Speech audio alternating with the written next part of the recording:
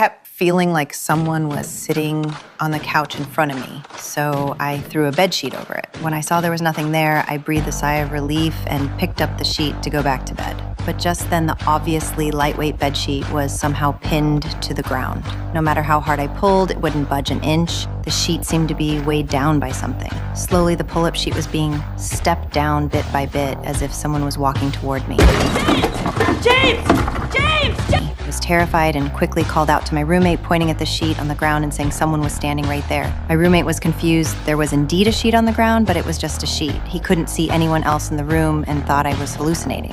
The next day, I planned to tell my sister about what happened last night, but as soon as we met, she had a cold expression on her face and announced she was cutting off our sisterly relationship. I couldn't understand why she was acting this way, but before I could ask, she shut the door in my face. When I got home, I saw an email on my computer that I had supposedly sent to my sister.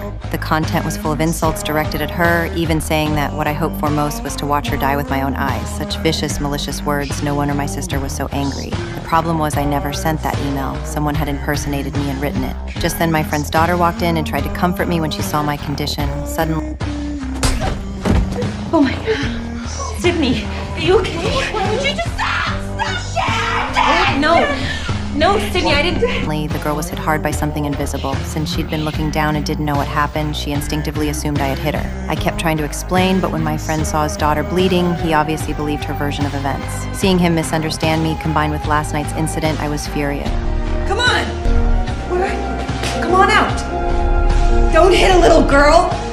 Hit me! It wasn't that this thing was hiding well, I simply couldn't see it at all. Maybe it was standing right there in the corner of the room. To prove its existence, I found a package of coffee, tore it open, and scattered it all over the floor. If anything came near, I'd be able to spot it immediately. I left myself a small gap in the back to watch the doorway. But to my surprise, several hours passed and it was already dark, yet that thing never appeared again. That's when I realized my phone was missing. I used the landline to call my cell number, and when the call went through, the ringtone was coming from above my head. I found a ladder and followed the sound up to the roof, where I found my phone. When I opened it, there were several third-person photos inside. Someone had taken pictures of me while I was sleeping. At the same time, a text message came through. The sender was taunting me and had deliberately lured me up here. I was trapped on the roof. I carefully looked toward the exit, but still couldn't see anything.